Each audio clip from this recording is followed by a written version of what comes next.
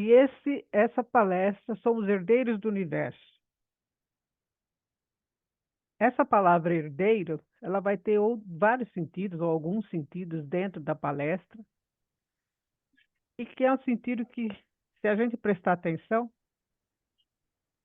é um lastro para que a gente possa seguir ou fazer uma caminhada melhor, segundo o Evangelho, segundo o Livro dos Espíritos, segundo algumas ah, psicografias que eu estava lendo e coletando nos meus estudos, né, da Revista Espírita, e essa Revista Espírita que mostra aí o logo do Kardec, né, do lado aqui da direita, é uma revista espírita que é ligada ao IPEAC e que tem um grupo de médios que recebe comunicações de vários espíritos, né?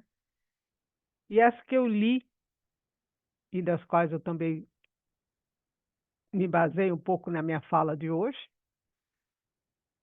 ela foi dada por Paulo Apóstolo, né? Paulo de Tarso, Spinoza e Giordano Bruno. É um grupo confiável, né? Que faz um bom trabalho e são, são, são textos bons que nos trazem boas mensagens. E a frase que está embaixo aí, a existência está guardada, protegida naquilo que ela participa, né? A nossa existência está guardada. Ela é protegida naquilo que nós participamos. E nós participamos de Deus, da essência divina. Certo? Isso já vem lá de Platão. Platão traz isso. Nós participamos, segundo Platão, o mundo da matéria participa da ideia da perfeição do mundo das ideias. Nós somos imperfeitos, entre aspas, né? Porque também tem uma conotação aí. E se somos, se nós somos protegidos pela ideia da qual participamos, nós somos protegidos de Deus. E isso vai ficando também dentro da nossa conversa de hoje um pouco mais esclarecido. E o início da conversa ela vai dar com essa mensagem que vem de Paulo, né? E que ele diz: homem, lança por um instante teu pensamento para o passado e para o além do que és hoje. Contempla a eternidade do tempo. Então, quando ele fala isso, a gente já vê, já percebe que se a gente vai contemplar a eternidade do tempo, é que nós somos imortais e conseguimos ter, conforme a gente vai aprendendo, até uma ideia do que é a eternidade do tempo. E ele pede para que a gente considere que foste criados pela inteligência suprema do universo e que vamos viver infinitamente ou somos imortais. A partir do momento que a gente começa a fazer a reflexão de que somos imortais, as coisas começam a mudar no nosso entendimento. Porque aí então eu me considero um espírito e não este corpo que está aqui. Eu sou um espírito que habita este corpo. Pensa mais vezes no bom Pai, que desde o teu primeiro respiro te ama, te protege de toda solicitude. E aí é a frase que está lá no primeiro slide, que Jesus, que nós somos protegidos por aquele que nos cria. Então, a partir do momento que somos criados, a partir do momento do nosso primeiro respiro, tanto criado lá na essência, lá atrás, como princípio inteligente, como toda vez que nascemos numa reencarnação. Nós somos sempre amados e protegidos com toda a solicitude.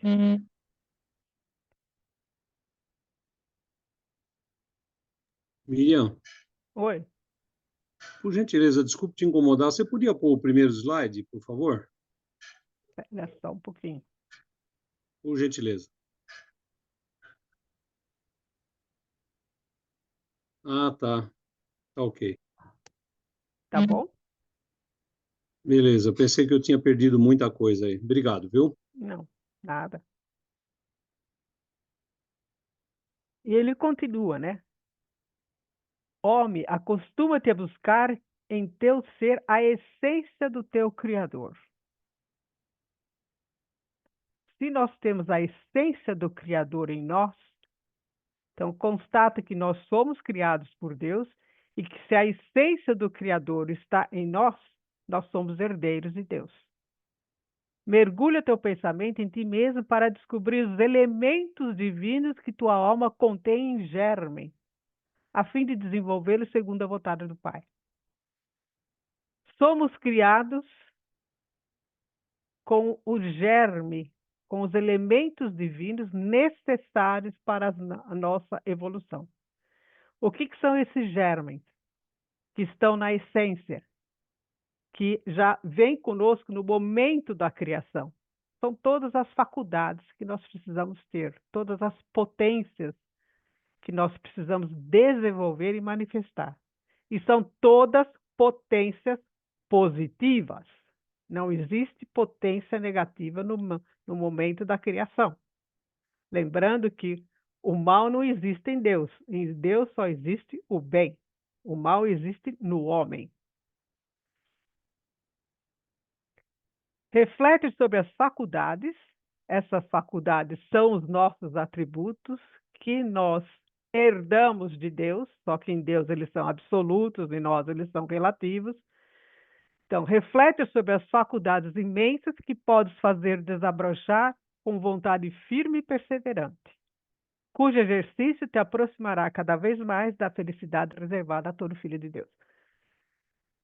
É isso que, nos meus estudos, da minha pesquisa, eu fui entendendo que eu tenho em mim mesma, na essência, no espírito que sou, todas as faculdades necessárias para que eu me aproxime de Deus cada vez mais, a partir do momento que eu vou trabalhando essas faculdades, essas potências, esses germes, mas que eu vá trabalhando eles o quê? Seguindo a vontade divina ou seguindo as leis divinas. Lembrando que Spinoza sempre falava nos seus livros, né, que nós temos que nos adequar às leis divinas. Quanto mais nos adequamos às leis divinas, mais felizes nós somos. Quanto mais nos inadequamos às leis divinas, mais infelizes nós somos. E para nos adequarmos ou para vivermos de acordo com a vontade do Pai, nós temos que desenvolver as potências que já estão em nós desde o momento da criação. Lembrando que no momento da criação está tudo lá, nessa essência, nesse espírito que está começando a existir, ele tem tudo nele que ele precisa para se tornar um espírito puro. Nada é enxertado depois. Já está tudo lá presente porque participamos da essência divina. Se Deus é perfeito, então ele cria uma coisa, a essência tem que ser perfeita, inclusive em nós. Não deixes que a matéria e tudo o que é perecível tome o teu pensamento e te chumbem cada vez mais no mundo de provas e expiações, né? Então, afastemos-nos da matéria. O que é afastar da matéria? É viver de acordo com as leis. É dar importância às necessidades do espírito, não às necessidades da matéria. Busca a unidade divina, objetivo da humanidade, pela justiça, pelo amor e pela ciência. O que é tudo isso? É nós começarmos a entender que nós temos que buscar a nossa unidade com Deus, para que a gente consiga, pelo menos, vencer a nós mesmos. Né? Lembrando que Jesus falava, eu venci a mim mesmo e venci o mundo. Ser justos, afasta de tua alma tudo que pode te afastar do Ser Supremo. Instrui-te sobre o que é verdadeiramente importa ao homem de bem. Lembra que Jesus fala, amai-vos e instruí-vos? Né? São duas palavrinhas acompanhadas daquelas outras duas, que é o vigiar e orai. São 4 palavras que Jesus deixou para nós e que são preciosíssimas. Se nós seguirmos essas 4 palavras, com certeza conquistaremos o reino de Deus. Ser caridoso para com o teu semelhante, vendo nele uma criatura divina como tu. Cultiva a tua herança. A herança é exatamente aquilo que está em nós, a essência. Somos divinos no sentido que Jesus falou, somos deuses, né? Participamos da essência divina, somos herdeiros dessa essência. E aí, se a gente for buscar em Kant, né? Se a gente percebe essa herança divina em nós, nós vamos agir de uma tal forma que aquilo que nós fazemos para nós mesmos tem que se tornar uma lei universal e tem que se tornar um bem universal. O que eu quero para mim, eu quero também para o outro. Então, isso seria uma lei universal, né? E se nós agirmos dessa forma, nós vamos ter aí, por baixo dessa lei universal, a vontade, a liberdade, a autonomia e o dever. Nós temos a liberdade para escolher aquilo que queremos fazer, mas nós temos a vontade, nós temos a autonomia, se eu conquistar essa autonomia, e o dever. Se eu agir de acordo com a vontade, e essa vontade não é a vontade caprichosa, é a vontade de acordo com a lei divina, não é a vontade caprichosa. Não é a liberdade caprichosa, é a liberdade que é trabalhada dentro de nós, respeitando o outro e respeitando a nós mesmos. A autonomia, nós já falamos isso o tempo todo durante as nossas reflexões e as nossas aulas, que é a conquista da maioridade. É pensar por si próprio e não se deixar levar pelos outros. E o dever é aquilo que eu tenho que fazer, que eu devo fazer, e não aquilo que eu quero fazer.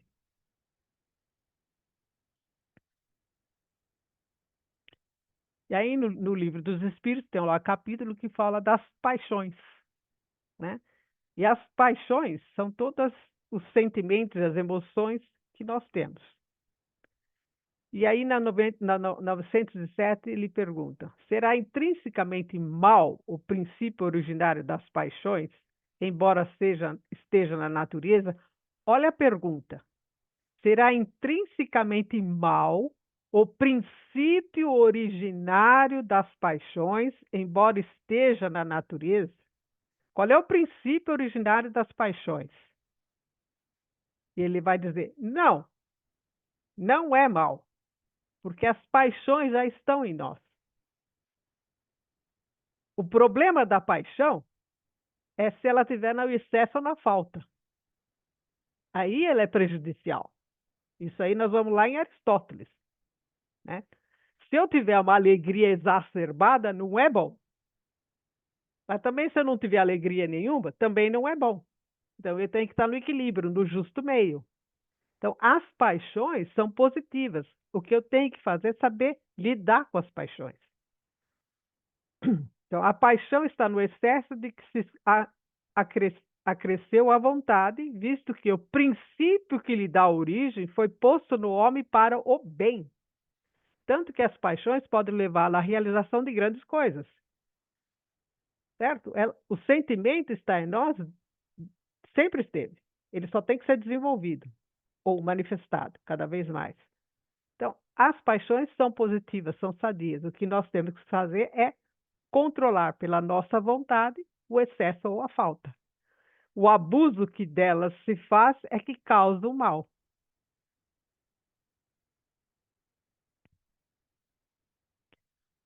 As paixões são alavancas que podem decuplicar as forças do homem e o auxiliam na execução dos desígnios da providência. Né? As paixões nos impulsionam. Elas fazem com que a gente vá conquistando as coisas através do nosso comportamento, da nossa maneira de lidar tanto com o bem quanto com o mal. Mas, em vez de as dirigir, se a gente não conduz pela nossa vontade, e essa vontade não é a caprichosa, é a vontade certa.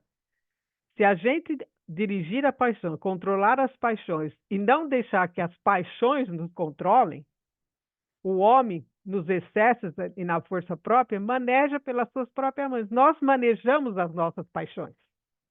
Elas estão em nós. Elas estão na essência. O amor, a bondade, a liberdade, tudo está lá. Certo? Se eu fizer o excesso de cada uma, eu vou me prejudicar tanto a mim quanto ao outro. Certo? Então, eu é que tenho que conduzir as paixões. Essas paixões que estão na essência, eu herdo elas, porque elas são os atributos divinos. Só que, de novo, nós elas estão relativas e necessitam ser manifestadas, trabalhadas, para poder se aprimorarem cada vez mais. Então, todas as paixões têm o seu princípio num sentimento ou numa necessidade natural. Ela é natural. O princípio das paixões não é, assim, um mal, pois que se assenta numa condição providencial da nossa existência. É a providência divina. Se é a providência divina, eu herdo.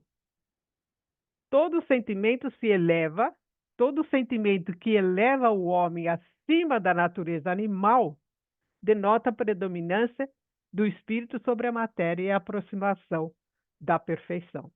Então, as paixões têm que ser controladas. Embora elas estejam em nós, por natureza, nós temos que controlar. Certo? Amor demais prejudica. Amor de menos também prejudica. Então, o amor tem que ser na medida certa. Como é que eu vou fazer isso? Eu tenho que aprender a fazer isso. Através da observação, através da análise, através de uma observação interna para saber como que eu estou amando. Não adianta eu ver chegar aqui e proteger uma pessoa da minha família ou fora dela, ao ponto de sufocar aquela pessoa e ela não conseguir aprender nada. Isso não é amor. Isso é outra coisa, mas não é amor. E aí, continuando com Paulo, amplia a tua visão espiritual verticalmente, expande o teu pensamento e busca o que é permanente. O que é permanente? A essência é permanente. Embora ainda estejas revestido de um corpo de carne. Tu não és o teu corpo. Tu não és o teu cérebro, tu és espírito. Quando o teu corpo for convertido em pó, tu planarás no espaço, pois é imortal, inacessível à lei de destruição. Então, uma vez criado, não tem como desistir. Somos imortais e vamos continuar a nossa jornada. E aí no Evangelho, segundo o Espiritismo, na introdução, tem lá aquela parte de Sócrates e Platão, né, que são os precursores do cristianismo e, por consequência, do Espiritismo. Eles vão falar, ou Sócrates fala, ou Platão, o homem é uma alma encarnada. Né? Isso a gente já sabe, porque já é falado o tempo todo. Porém, antes da sua encarnação, existia unida aos tipos primordiais das ideias do verdadeiro. Então, antes da nossa encarnação, a gente já existia. Antes da gente encarnar como a gente já existia, porque a alma preexiste a existência. Né? A essência preexiste a existência, segundo lá para fazer o contraponto do existencialismo. Então, existia unida a tipos primordiais das ideias do verdadeiro, do bem e do belo. Quer dizer, já estávamos juntos, já tínhamos essa vivência, e eu estou falando de Platão e Sócrates, já tinham essa vivência com o quê? Com a unidade primordial. Separa-se deles encarnando e recordando do seu passado, é mais ou menos atormentada pelo desejo de voltar a ele. Né? Quando a gente reencarna ou encarna, segundo Platão, né, a gente vai recordar, vai sentir saudades, entre aspas, desse mundo que a gente vivia antes, que é no mundo das ideias, onde eu tinha a noção daquilo que é belo, bom, bonito, verdadeiro, Aí eu encarno, e quando eu encarno, eu tenho esquecimento, mas mesmo tendo esse esquecimento, eu tenho uma espécie de saudade que me atormenta e que faz com que eu queira voltar para aquele mundo que eu estava antes. Né? Quando a gente está aqui, nós temos essa saudade, se a gente começar a observar. Né? E tem essa ânsia, pelo menos aqueles que têm o conhecimento, como nós temos, de voltar a um mundo melhor, ou anseia por um mundo melhor. Aí o comentário: não se pode enunciar mais claramente a distinção e a independência entre o princípio inteligente e o princípio material. E, além disso, a doutrina da pré-existência da alma, da vaga intuição que ela guarda de um outro mundo a que aspira, da sua sobrevivência ao corpo, da sua saída do mundo espiritual para encarnar e a sua volta nesse mesmo mundo após a morte. Então, essa vontade que nós temos de um mundo melhor, de seguir para o mundo melhor, já é uma vontade na essência. Ela já existe lá na essência, no momento que a gente é criado. E, de uma certa forma, é essa vontade de voltar é que nos impulsiona a crescer.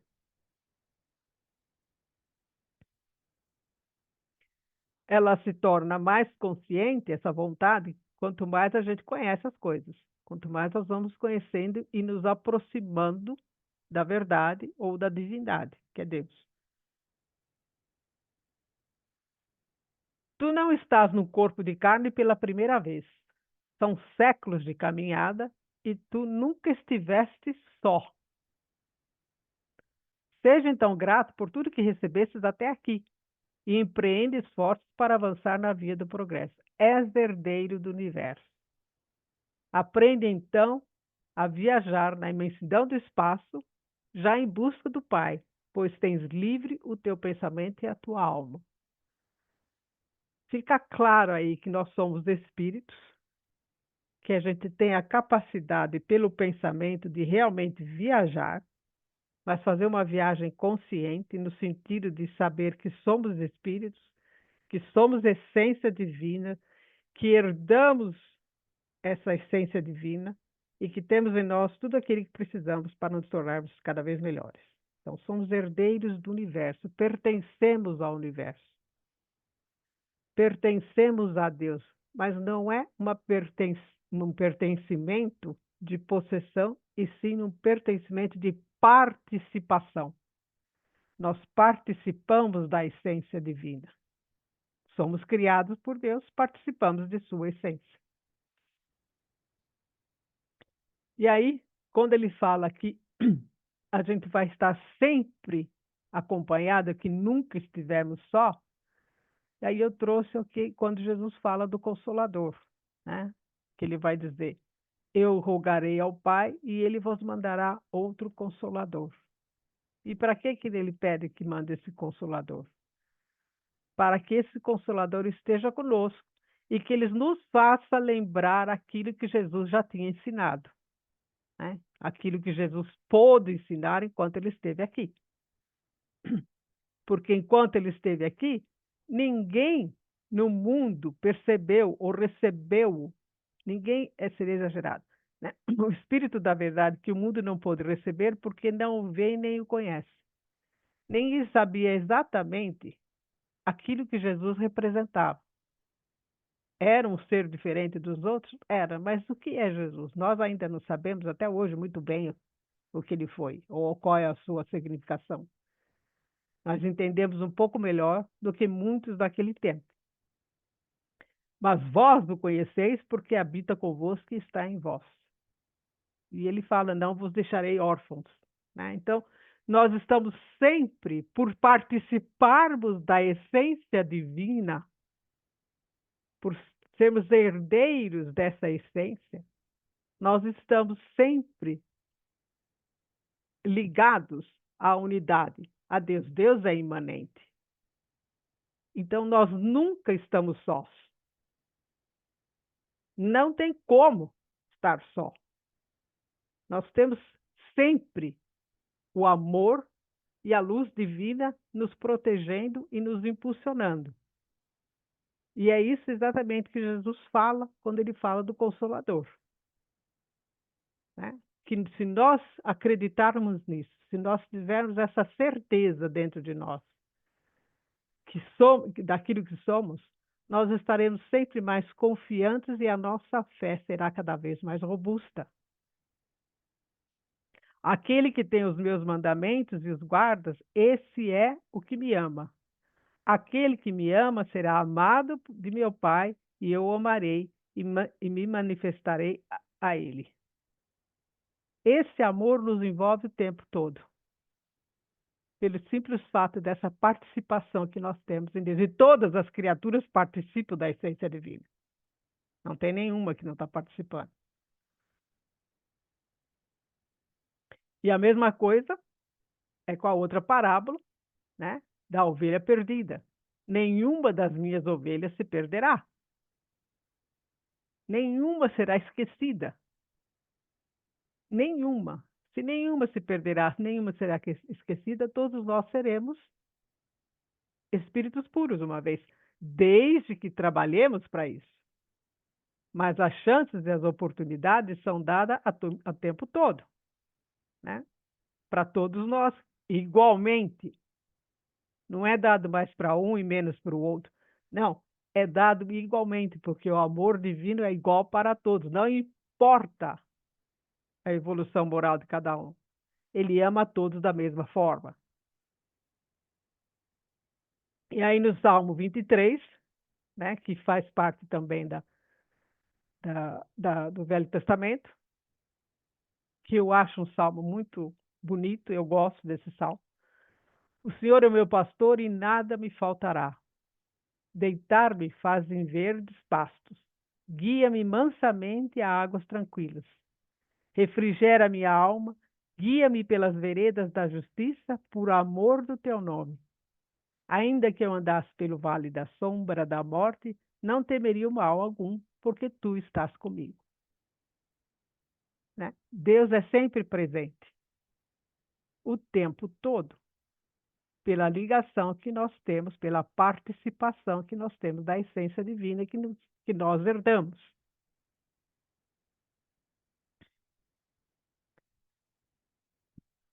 A importância que o homem dá aos bens temporais está na razão inversa da sua vida, da sua fé na vida espiritual.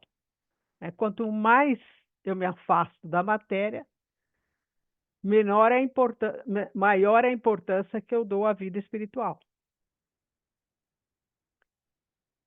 É a dúvida quanto ao futuro que o leva a buscar suas alegrias nesse mundo, satisfazendo suas paixões, ainda que seja em detrimento de si próprio. Né? Quando a gente não tem essa confiança, essa fé, essa certeza de que Deus está conosco, nós nos deixamos nos levar pelas paixões. As paixões nos dominam. Mas se nós invertemos, se começamos a ter a certeza de que Deus está conosco, que nós participamos da sua essência, que nós somos também deuses, ou seremos deuses, como Jesus falou, nós vamos tendo maior cuidado conosco mesmo. A alma se transvia, se perturba quando se serve do corpo. Isso também está no Sócrates e no Platão, lá no Evangelho. A alma se transvia, se perturba quando se serve do corpo para considerar qualquer objeto. Quando se serve do corpo, da matéria. Tem vertigem como se estivesse ébria, porque se prende a coisas que estão, por sua natureza, sujeitas à mudança. Ao passo que, quando contempla a sua própria essência, né, quando eu sei, quando eu tenho certeza daquilo que eu sou, dirige-se para o que é puro, eterno e imortal, sendo ela dessa natureza, permanece aí ligada por tanto tempo quanto possa. Cessa então os seus transeamentos, pois que está unida ao que é imutável. E a esse estado da alma é que se chama sabedoria. Se a alma dá muita atenção à matéria, ela se transvia, ela se perturba. Se ela percebe que ela é espírito, que o corpo é transitório, que ela permanece. Aí a gente vai lá em Parmênides, em Heráclito, né? A essência permanece. E se essa essência permanece porque ela é unida ao que é imutável. Deus é imutável. E nós somos unidos a essa imutabilidade. Então, a essência é a mesma, ela só se potencializa. Então, ela, ao mesmo tempo que ela permanece, ela se potencializa, ela vai manifestando cada vez mais aquilo que ela é em essência. Assim ilude a si mesmo o homem que considera as coisas de modo terra-terra, do ponto de vista material. Para as apreciar como justeza, tem que as ver do alto, isto é, do ponto de vista espiritual. Aquele, pois, que está de posse da verdadeira sabedoria, tem de isolar do corpo a alma, para ver com os olhos do espírito. Que é uma coisa que nós estamos aprendendo a fazer, que é a ver com os olhos do espírito e não com os olhos do corpo. É difícil? É. Precisa do conhecimento? Precisa do quê? Do vigiar e orar e do amar e instruídos. Das 4 palavrinhas que Jesus deixou para nós. Mas é o caminho de todos nós, né? Nos aproximarmos cada vez daquilo que nós somos, né? E somos o quê? Somos essências divinas. Participamos da essência maior que é Deus. Herdamos de Deus os seus atributos. Somos herdeiros da filosofia greco-judaico-cristã. E aqui tem um outro tipo de herança que nós também temos, que é a herança do conhecimento. Até agora eu estava falando sobre sobre a essência. Agora nós temos a herança do conhecimento, que também é importante, porque é o quê? É a parte da instrução, do instruí-vos. O grego pensava em um mundo unitário sem a separação entre filosofia e religião. Não existia a separação que existe hoje, que começou na modernidade e existe até agora. Antes era um conhecimento todo geral, todo interligado, não existia especialidade, não existia nada, era uma coisa só. Então não existia essa separação entre filosofia e religião. Com Sócrates, Platão e Aristóteles, nasce a possibilidade de um saber racional, a inteligibilidade do real, uma ética pensada e vivida em busca de princípios universais. É isso que Sócrates traz. Sócrates é o primeiro que vai trazer a ética, a discussão sobre a ética. Platão e Aristóteles também, tanto que temos a ética Nicômaco, que tem Platão também discutindo a imortalidade da alma e a ética da justiça, etc., e tal, do livro A República. Mas, pelo fato de trazer esse saber racional, não quer dizer que nós temos que ficar somente na racionalidade. Nós temos que ter a parte do sentimento, e aqui eu ainda faço, entre aspas, nós temos que ter uma espécie de misticismo, que faz parte do sentimento, do coração, certo? E esse misticismo, ele é muito bem colocado na filosofia oriental. Então, nós temos lá na filosofia oriental, que é uma filosofia mais para o lado místico, mas é um místico que não é fantasioso. É um místico que traz o verdadeiro sentimento para dentro de nós. E nós temos o lado ocidental que vai explorar a razão. Sócrates fez da filosofia um diálogo pedagógico e terapêutico pelas ruas com o objetivo do autoconhecimento ético e comprometimento com a virtude, né? Quando Sócrates entra no cenário, ele vai fazer exatamente isso. Através da sua filosofia, ele vai fazer o quê? Um diálogo pedagógico. Ele vai perguntar lá para os seus discípulos e para quem estivesse na rua, que ele encontrasse e tivesse um diálogo, aquilo que ele vai explorar o que a pessoa tem dentro dela, na sua própria essência. E ele vai mostrar que o conhecimento já está em nós, como no diálogo do Menon. né? E ele vai trazer esse autoconhecimento, ele vai fazer esse estudo através de uma de suas técnicas, que é a maiêutica. O que que é a maiêutica? É uma desconstrução da opinião superficial. Ele busca uma, um raciocínio de conceito que vai mais profundo dentro da justiça, da beleza, do amor, da prudência, etc. Colocar o outro em contato consigo mesmo, né? Lembrando que uma das frases famosas de Sócrates é: uma vida não examinada não vale a pena ser vivida. O que é examinar uma vida? É olhar para dentro de si. O que é que eu estou fazendo, né? Com, com as verdades de sua consciência, portanto, com a divindade que nele residia. Muitos filósofos daquela época e depois mais para frente tinha a certeza dessa divindade que residia nele, que nada mais é que a nossa própria essência, que participa da essência divina. Princípios filosóficos como a ideia de que todos possuem uma racionalidade intrínseca. Se ela é intrínseca, ela já está em nós. A razão já existe em nós. Ela não é enxertada depois, ela está lá desde o princípio, ela só vai se manifestar mais tarde, mas ela já está lá.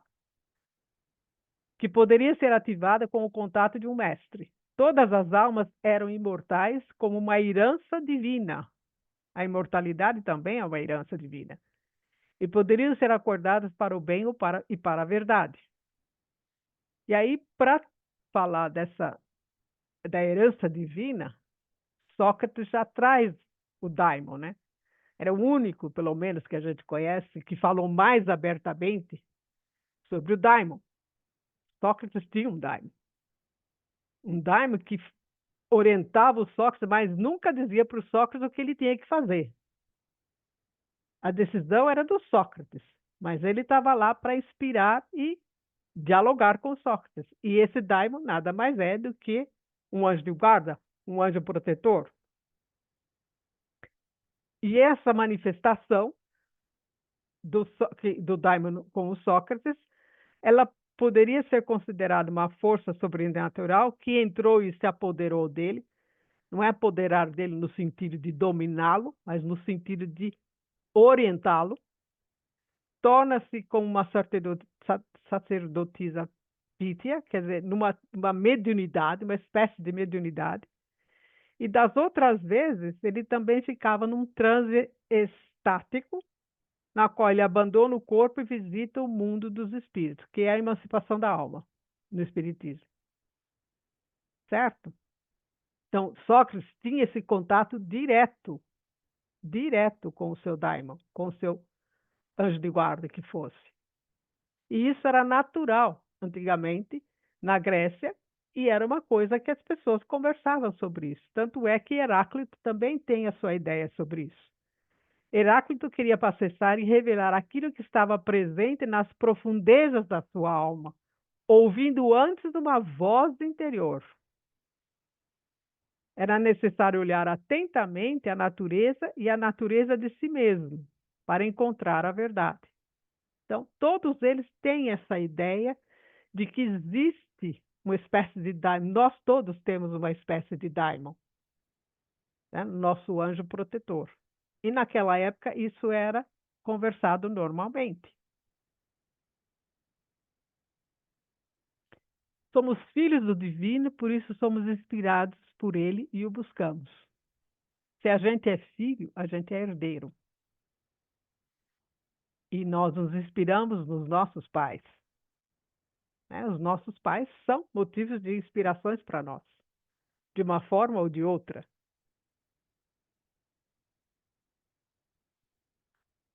Os filósofos da antiguidade e alguns posteriores tinham em comum o fato de acreditarem revelar filosoficamente uma verdade divinamente inspiradora, uma herança espiritual, da qual hoje fazemos uso em nossos estudos pela influência que exerce sobre o pensamento. Essa herança espiritual nós vamos ter dos filósofos, principalmente Sócrates, Platão, Aristóteles e tantos outros, que estão na doutrina e que nos influenciam até hoje. Porque nós sempre vamos buscar lá nos filósofos antigos para poder formatar o nosso pensamento hoje. Nós buscamos, eles são a fonte. Então, essa é a herança que nós temos. É uma herança de conhecimento, é uma herança de instrução, é uma herança intelectual. A filosofia não ocorre da relação com o espírito, mas ao contrário, a relação com a espiritualidade é que é o motor. Por nós, por nós nos relacionarmos com a espiritualidade é que surge a filosofia. Como é que surgiu o espiritismo? No diálogo com os espíritos, na busca humana e no diálogo com os espíritos. Sem o diálogo com os espíritos, o espiritismo não ia existir. Foi necessário esse diálogo com a espiritualidade, que foi o motor para que a doutrina espírita surgisse. Para os gregos, a filosofia é um chamado divino. Plotino, que já no século III depois de Cristo, ele tinha a experiência mística, mas não era a fantasiosa, essa cheia de firula, era a experiência mística direto com a espiritualidade. A percepção e a contemplação do uno, o divino em sua mais alta expressão. O exercício espiritual conduziria a um contato consigo mesmo que corresponderia ao retorno à unidade originária do eu mais profundo. Contemplando-se o uno, e esse contemplar não é ficar olhando. Essa contemplação é reflexão. O sentido da filosofia de contemplar é olhar e refletir sobre isso. É pensar, é imergir, é aprofundar naquilo que você está querendo chegar. Por isso que é um retorno à unidade originária do eu mais profundo. Unidade originária do eu mais profundo. Olha aí a ligação entre nós e Deus. A alma amorosa e racional deseja o divino, pois é parte dele. E aí, Paulo, de novo, né, em Romanos 8,17, o que ele vai dizer? Somos filhos, então somos herdeiros. Herdeiros de Deus e co-herdeiros do Cristo. Isso que nós somos herdeiros de Deus, e se somos co-herdeiros com o Cristo, é porque Cristo é nosso irmão e também é herdeiro do Pai. Então somos todos herdeiros de Deus. Participamos da sua essência.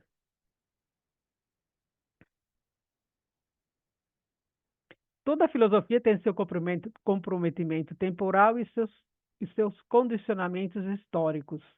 No entanto, todas podem tocar pontos atemporais e propor reflexões permanentemente válidas. A interferência espiritual tem presença na constituição da filosofia moderna. É óbvio que tudo que a gente lê tem que se considerar o tempo em que aquela filosofia aconteceu, quem estava falando, qual é o conhecimento ou a capacidade ou a formação daquele que está escrevendo, que está trazendo a filosofia, e cada um tem a sua ideia e a sua maneira de manifestar os seus pensamentos. Mas tem pontos que são atemporais. A imortalidade da alma é um deles, né? A pré-existência da alma, a ideia inata é outro. Então, vários pontos são atemporais. Discutiu-se lá na Grécia Antiga e continua se discutindo hoje. Corpo e alma continua se discutindo hoje, né? Tanto Sócrates como Platão discutiram determinados assuntos que depois Descartes, Rousseau e tantos outros trouxeram para a modernidade.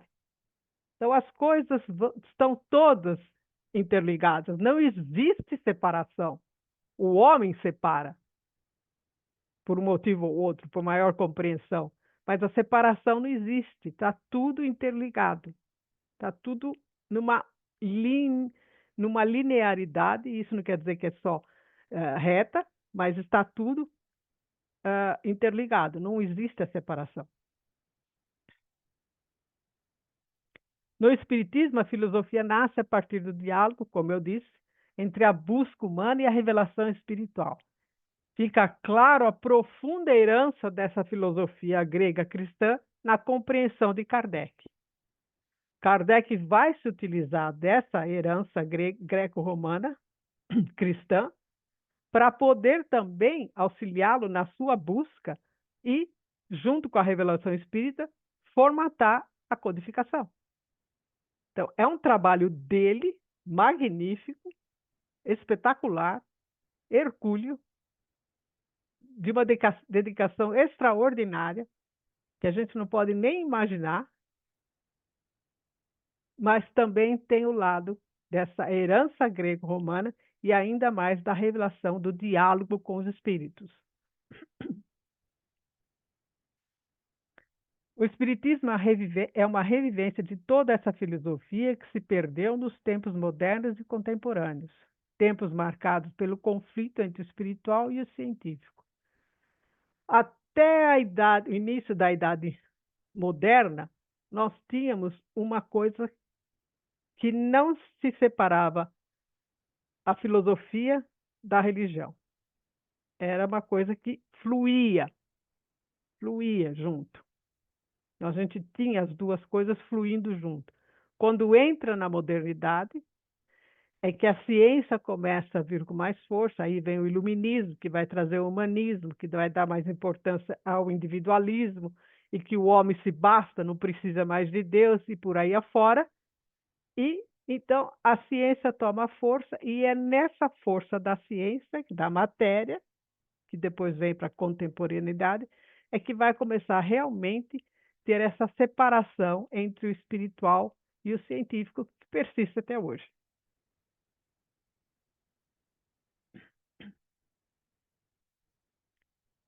E aí, nessa mesma revista espírita, né, que eu falei para vocês, eu encontrei lendo lá esse amor intelectual a Deus, que é uma mensagem do Spinoza, né? Nesse grupo que é ligado lá ao IPEAC, que faz esse estudo e que tem essa revista e que recebe determinadas intelectuais, filósofos, cientistas, etc., pessoas comuns também, e eles vão perguntar para o Spinoza, quando ele se apresenta lá, sobre esse amor intelectual a Deus. E Spinoza responde: o amor intelectual a Deus, como propõe o Espiritismo, é filho da fé racional e inabalável no Criador de todas as coisas. A fé que propõe é inabalável porque é fundada na compreensão do seu objeto, que é o espírito, e das leis que o regulam. Né? Se nós entendemos isso, a nossa fé vai ficando cada vez mais robusta. O homem que tem tal fé se submete à vontade de Deus, não mais por uma vaga intuição, nem mesmo por força das tradições religiosas ou místicas, mas porque sua razão foi tocada por uma ciência que tem seu ponto de apoio na experiência e é controlada pelo raciocínio. Então, ele compreende, ele sabe porque ele ama a Deus. Não é um amor fictício, não é um amor ventado, não é um amor possessivo, não é nada disso. Ele entende esse amor. Por isso que é um amor intelectual, porque ele é baseado na compreensão de tudo isso que nós vem falando até agora. Pelo estudo e pela prática da ciência espírita, o espírito de verdade oferece aos homens meios mais positivos de investigação e faz no século XIX aquilo que na Palestina, sob o nome de Jesus de Nazaré, apenas pôde fazer de modo mais limitado. Quando surge o espiritismo, lembra que eu falei lá atrás que Sócrates e Platão são os precursores do cristianismo e, por consequência, do espiritismo? Então, lá atrás, naquele período que Jesus está lá, ele traz um conhecimento, mas ele não pode trazer o conhecimento por completo, porque as pessoas não iam entender. Era um pouco mais para aquele nível daquele povo naquela época, naquele período. Então, quando surge o Consolador Prometido, o Espiritismo, ele vai abrir os ensinamentos de Jesus e vai trazer mais informações para que a gente possa compreender cada vez mais a fé raciocinada, esse amor intelectual por Deus, mas não é um amor destituído de sentimento. É um amor que compreende aquilo que tem que ser feito, aquilo como se deve amar, certo? Não é um amor possessivo e nem idólatra. Eis que o Deus grande, que faz levantar as ondas e germinar as plantas, segundo a sua própria afirmativa, pode ser melhor conhecido e compreendido, e por isso ele é amado, porque ele é conhecido e compreendido. Lembrando que Spinoza, quando veio aqui, ele teve a sua atuação através de uma crítica forte na Bíblia, né? Rejeitando aquilo que era sobrenatural e os mistérios e os milagres, porque para ele não era mistério nem milagre, era uma coisa normal, que deveria ser entendida por nós. Bem, digamos o Espiritismo que, opondo um dique ao misticismo cego e ao materialismo, apresenta de modo perfeitamente racional a existência de Deus e a perfeição de suas leis, apontando a todos um caminho da felicidade pela observância da sua imutável vontade, de toda justiça, amor e caridade. Então, ele traz o porquê que se deve ter esse amor intelectual, porque é um amor que se compreende, que se sabe porque se ama. O homem, então, amará seu Deus pela inteligência perfeita de suas sábias leis, e as cumprirá não mais por dever, mas por uma convicção inabalável. Já não é mais por dever, mas é porque eu acredito realmente naquilo. E é inabalável essa minha crença. E aí nós estamos já chegando aonde? Perto do espírito puro. E se eu vou amar a Deus porque eu compreendo a sua lei, né? E onde que está a lei divina? A lei divina está na consciência. Se ela está na consciência, se ela está gravada na consciência, ela está na essência. Se ela está na essência, é porque nós herdamos dela de Deus quando Deus nos criou. Só que ela vai se manifestar no momento certo.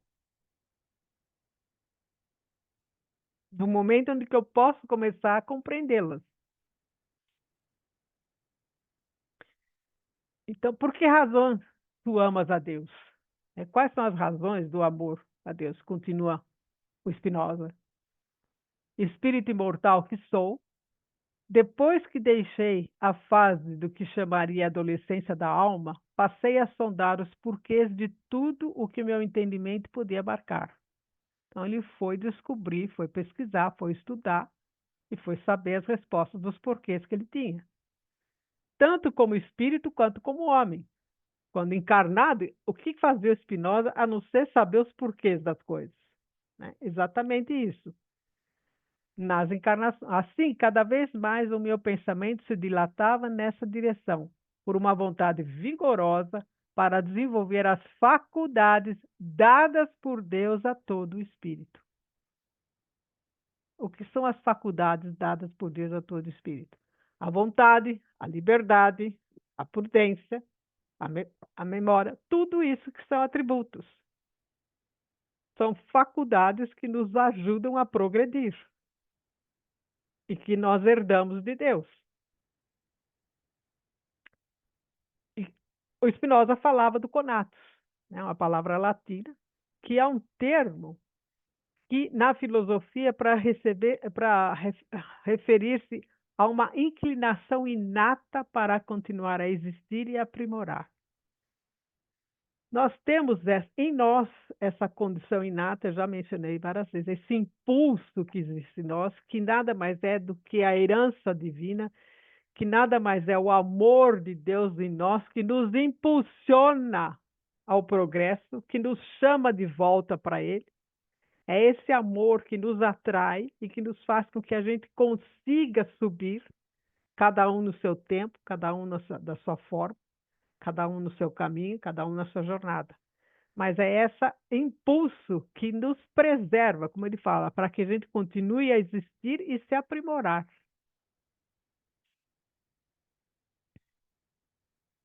Amai Deus, mas sabei por que o amais. Isso aí já está no Evangelho. Amai, que é o que Spinoza estava falando. Ele ama Deus e ele sabe por que ele ama Deus. Porque ele foi em busca das respostas, porque ele foi através da fé raciocinada, porque ele foi através da verdade. Então, e no Evangelho está lá escrito: amai Deus, porque sabeis porque o amais. Crede nas suas promessas, mas sabeis porque credes nelas. Segui os nossos conselhos, mas dai-vos conta do objetivo que vos apontamos e dos meios que vos trazemos para atingirdes.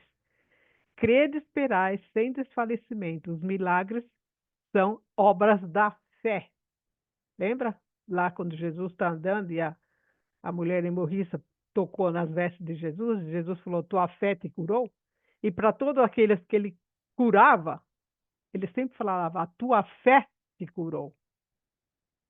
Né? Você acreditou, você tem fé, a tua fé te curou. Então, sabemos porque amamos a Deus. Porque sabemos que Deus é imanente. Sabemos que Deus nos sustenta. Sabemos que Deus nos chama para Ele. Sabemos que Deus nos dá todas as faculdades, os atributos necessários para que a gente volte para Ele. Então, somos herdeiros de todo esse legado que Deus nos dá. Tende, pois, a fé com o que ela também de belo e de bom, com o que ela contém de belo e de bom, com a sua pureza, com a sua racionalidade. Não admitais a fé sem controle, filha cega da cegueira. Então, é a fé raciocinada. É aquela que pensa, que reflete, que peneira, que passa pelo crivo da razão e que não aceita qualquer coisa. E aí, Jordano Bruno, que também faz uma mensagem dessa mesma revista, né? E ele vai dizer: constatei por fim o que supriria a minha carência não viria, que o que supriria a minha carência não vinha do exterior. Aquilo que ele sentia, a carência que ele sentia, ele percebe que para que essa carência fosse suprida, não era para procurar no exterior. Isso é a mesma coisa que acontece com Agostinho anos depois, né? Séculos depois. Que Agostinho vai chegar à conclusão que o que ele precisa já está dentro dele, não fora dele. É a mesma coisa que fala Jordano Bruno. Anos depois de Agostinho, desculpa. Era na intimidade do meu ser que iria me deparar com tudo o que até então procurava fora de mim sem lograr êxito. Muitos de nós procuramos fora, né? A gente vai procurar as coisas fora de nós, em vez de olhar para a essência, para aquilo que eu sou, espírito imortal, essência divina, e herdo do Pai tudo aquilo que eu preciso para me tornar cada vez melhor.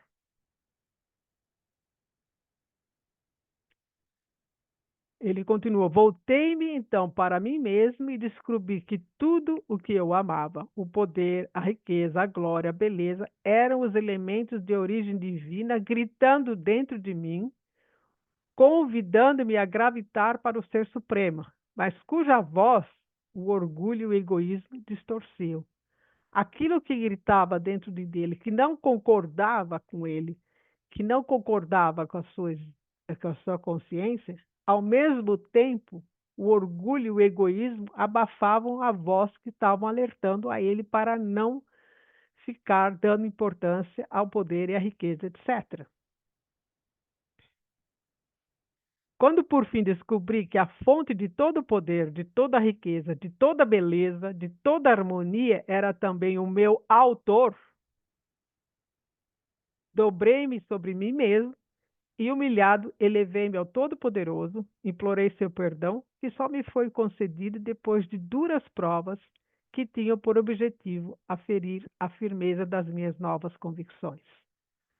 Nós estamos aqui no nosso mundo de provas e expiações, para quê? Para que a nossa firmeza se fique firme nas nossas convicções. Convicções essas que nós do Espiritismo já temos um pouco mais claras, que é a existência, a imanência de Deus e que herdamos a essência divina. Desde então tenho buscado unir-me ao Pai, em cujo seio posso realizar todas as minhas aspirações nobres e de onde a alma, por fim, repousa. Né?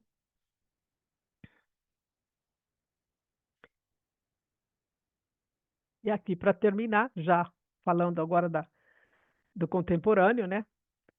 A espécie humana é bizarra. O Homo sapiens, em sua forma de agir, dava muito certo na época dos caçadores-coletores. Mas hoje ela é um obstáculo à sociedade global. Lá nos caçadores-coletores, o que tinha o homem que fazer? O homem matava para comer, ele era violento, ele fazia uma série de coisas que hoje nós não deveríamos fazer mais. Mas era naquele período que o homem estava lutando para a sua própria sobrevivência. Por isso que hoje aquela maneira de se comportar lá atrás é um obstáculo hoje na nossa sociedade global. A violência é um obstáculo para o progresso.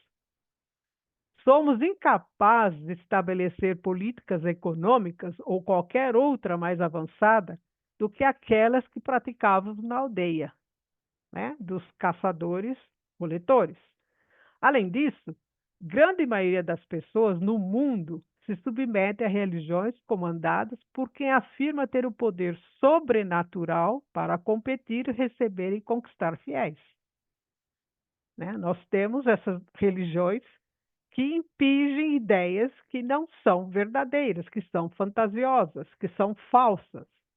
Estamos viciados no conflito que é mortal, se expresso em contendas étnicas, religiosas e ideológicas. Né? Nós temos conflitos étnicos, religiosos e ideológicos ainda hoje, coisa da Idade Média e para trás. Nós continuamos nesse caminho ainda, infelizmente. A herança divina é colocada de lado, esquecida no fundo do armário. Nós esquecemos aquilo que nós somos. A gente não lembra que nós somos essência divina. Paralisados no ensimesmamento para proteger nossos desejos e vontades. Continuamos a devastar o meio ambiente, bem mais precioso que herdamos de Deus, que temos que cuidar. Éramos humanos, depois pós-humanos e agora neo-humanos, filhos da inteligência artificial. Também estamos herdando. Logo estaremos consumindo a comida desidratada dos astronautas do filme. Deixaremos isso acontecer ou lutaremos para impor a nossa humanidade? Sejamos leais à nossa humanidade no sentido de não nos esquecermos daquilo que somos, ou deveríamos ser, herdeiros do Pai. E como é difícil de entender isso, né, Miriam? Tem que ir trabalhando, né? Tem que ir lendo, tem que ir estudando, tem que ir trabalhando, tem que ler entre as linhas, que não está muito bem expresso. Eu não sei qual é aquela fala do Paulo, né? Eu acho que Somos Paulo... filhos, somos herdeiros, né? Ali também, lógico, mas depois a gente procurando dentro da doutrina e a gente vai vendo, vai percebendo que essa herança existe, né? Sim. Essa herança existe. Mas temos que trabalhar com ela.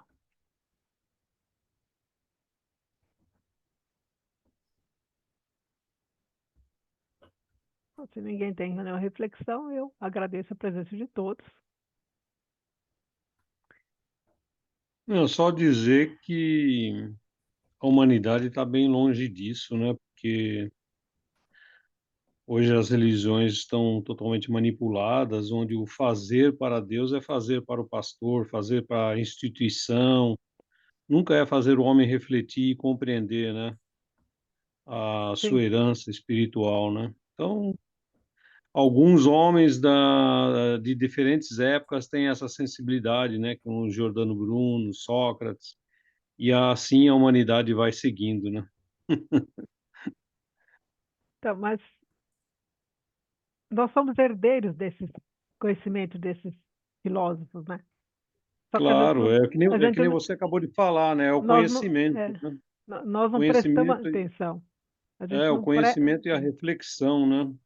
sim, porque eles Por disseram para nós, Spinoza trouxe para nós Hum. por que ele ama a Deus, o amor dele ele é intelectual, mas não é destituído de sentimento, mas ele compreende por que ele ama a Deus, porque ele É, compreende então. Deus, Uhum. entendeu? Você vê que Spinoza conseguiu desagradar as 3 religiões monoteístas, né. Sim, Todos os líderes canônicos dessas 3 religiões, meteram pau nele, né. Então, você vê como é que é as coisas, né.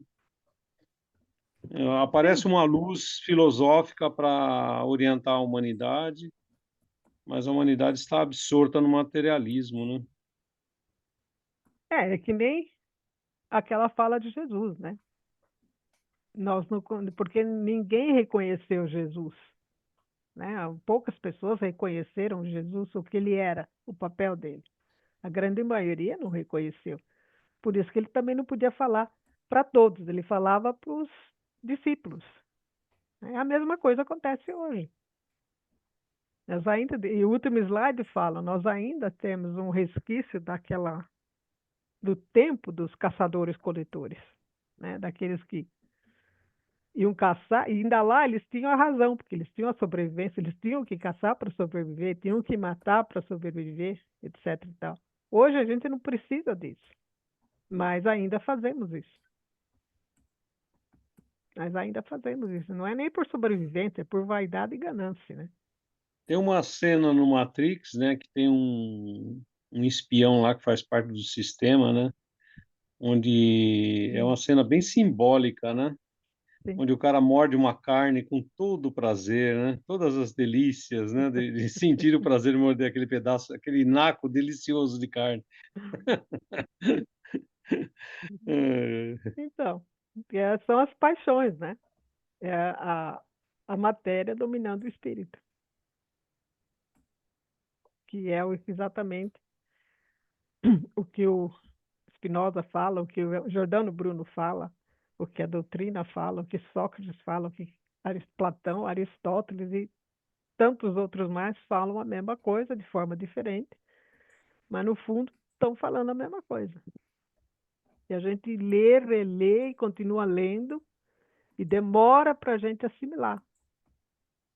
Demora, porque é no mesmo tempo, da mesma forma que é simples, para nós que ainda estamos num nível de prova e expiações, é complexo, porque é muito abstrato, entendeu? Extremamente abstrato.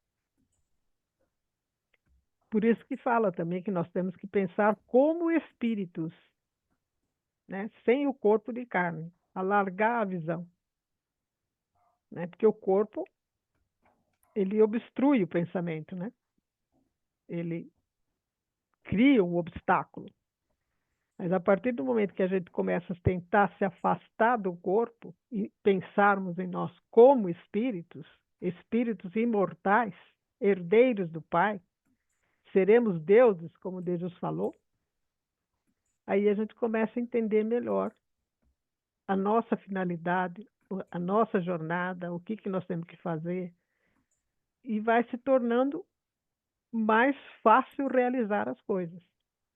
Nós só podemos realizar as coisas que nós temos capacidade para realizar dentro do nosso meio, do nosso ambiente, da nossa, vamos dizer, do nosso poder de ação.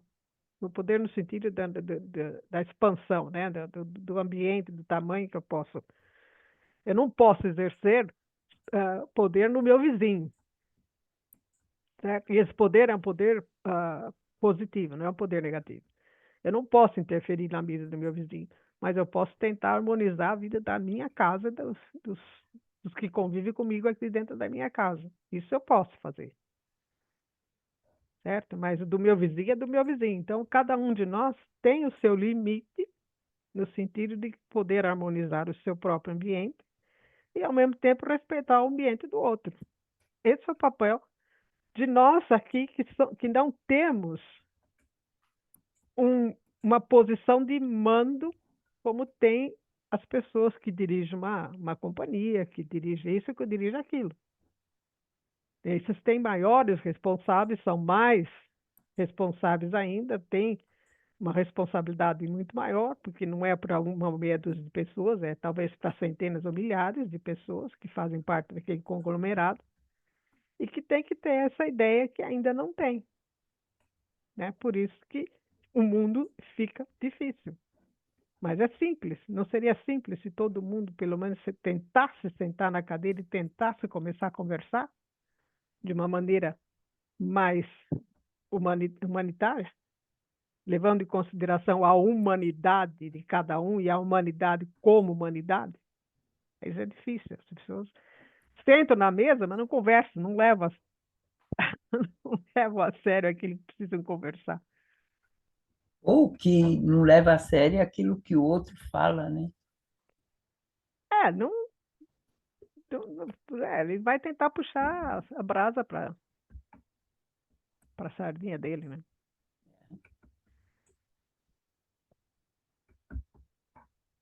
E aí, enquanto continuam assim, nós vamos fazendo aquilo que a gente pode fazer dentro do nosso pedacinho. Esse sim. E é assim Isso aí. que a coisa caminha, né? Cada um fazendo o seu pedacinho, vai fazer um pedação no final.